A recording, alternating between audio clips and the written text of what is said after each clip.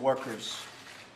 Thanks especially to Secretary Wilbur Ross for helping to lead this critical effort. We've been working on it since I came to office and long before I came to office. We're going to fight for American workers and American-made steel, and that's beginning immediately. For decades, America has lost our jobs and our factories to unfair foreign trade. And one steel mill after another has been shut down, abandoned, and closed, and we're going to reverse that. Other countries have made a living taking advantage of the United States in so many ways, as you know, and I've been talking about that for a long time. As I traveled the country, I saw the shuttered factories and the shuttered dreams, and I pledged that I would take action. I think it's probably one of the primary reasons I'm sitting here today as president. And since the day I entered office, I have followed through on that pledge, big league, beginning with our withdrawal from the Trans-Pacific Partnership, which would have been a catastrophe for our businesses and for our workers. I'm very proud of that withdrawal. Some people say, oh, gee, I wish you didn't do that. But the smart people say, thank you, thank you, thank you. That would have been another NAFTA disaster. And NAFTA, believe me, was a disaster and continues to be a disaster for our country. On Tuesday, I signed an order to enforce the Buy American laws and stop foreign countries from stealing contracts from American companies and essentially from American workers. Today, I'm directing the Department of Commerce to immediately prioritize the investigation. It began yesterday and really long before that, because Wilbur and I have been working on this for a long time, into foreign steel arriving into our markets, and to submit a report on the effects of these foreign steel products on the national security of the United States. It's not just the pricing, it's not just employment, it also has to do with the national security of our country, which people never talk about. I talk about it. Maintaining the production of American steel is extremely important to our national security and our defense industrial base. Steel is critical to both our economy and our military. This is not an area where we can afford to become dependent on foreign countries. We have product where we actually need foreign countries to be nice to us in order to fight for our people. And that's not going to happen any longer, believe me, especially as it comes to steel. This investigation will look at how steel imports are impacting the United States national security, taking into account foreign practices such as steel dumping. Dumping is a tremendous problem in this country. They're dumping vast amounts of steel in our country, and they're really hurting not only our country, but our companies.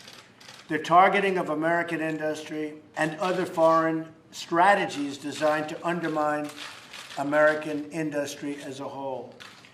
Based on the findings of this report, Secretary Wilbur Ross will make formal recommendations to the White House in a very, very near future. We'll be back very soon with those recommendations that we will implement. From now on, we're going to stand up for American jobs, workers, their security, and for American steel companies and companies generally. Today's action is the next vital step toward making America strong and prosperous once again. And I want to just add, I wasn't going to do this, but I was in Wisconsin the other day, and I want to end and add by saying that Canada, what they've done to our dairy farm workers is a disgrace. It's a disgrace.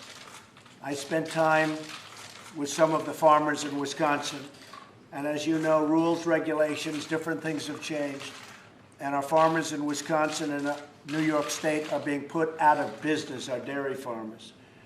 And that also includes what's happening along our northern border states with Canada, having to do with lumber and timber. The fact is, NAFTA, whether it's Mexico or Canada, is a disaster for our country. It's a disaster. It's a trading disaster. And we'll be reporting back sometime over the next 2 weeks as to NAFTA and what we're going to do about it. But what happened to our dairy farmers in Wisconsin and New York State, we're not going to let it happen. We can't let Canada or anybody else take advantage and do what they did to our workers and to our farmers. And again, I want to also just mention, included in there is lumber, timber, and energy. So we're going to have to get to the negotiating table with Canada very, very quickly. Again, just to tell you, this is another NAFTA disaster, and we're not going to let it continue onward. I think what I'd like to do is ask a few of the people if they'd like to. These are some of the great steel companies of our country. Now, some of those companies were much bigger years ago.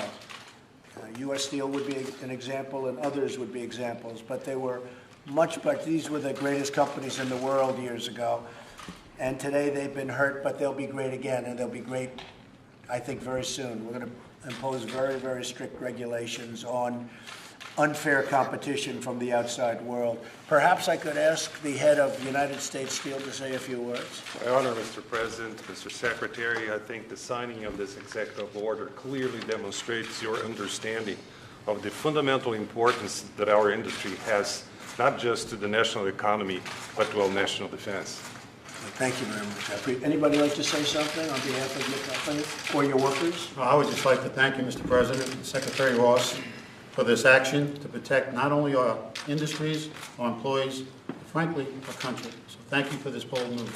Thank you very much. Mr. President, on behalf of the workers in the industry, President of the Steelworkers Union, I have worked a long time with Wilbur, and we've been fighting this unfair trade for more than 30 years.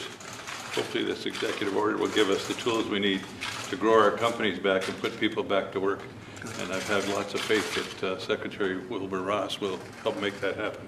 I have to say the unions have been working with us very closely, and they've been great. So I appreciate that. Thank you very much. So we're going to sign, and this is a very important signing, and we'll be back over a period of the next 30 to 50 days, I would say, and maybe sooner than that. But statutorily, we probably want to take a very good, strong, hard study, and we're going to do something really great for our industry, but in this particular case, for the steel industry. I look forward to it, too.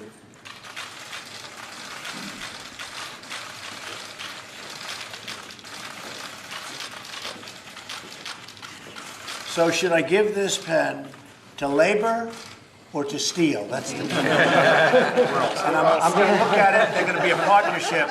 So how about we give it to the union for a change? Should we do that? Absolutely. Huh? Come on. We're all on the same. You treat us fairly. That's all. Okay? You treat us fairly. President, how does this affect your dealings in China on North Korea? Are you concerned with this will affect that at all? Thank you. This has nothing to do with China. This has to do with worldwide, what's happening. The dumping problem is a worldwide problem. Thank you, press. Thank you, guys. Thank you, everybody.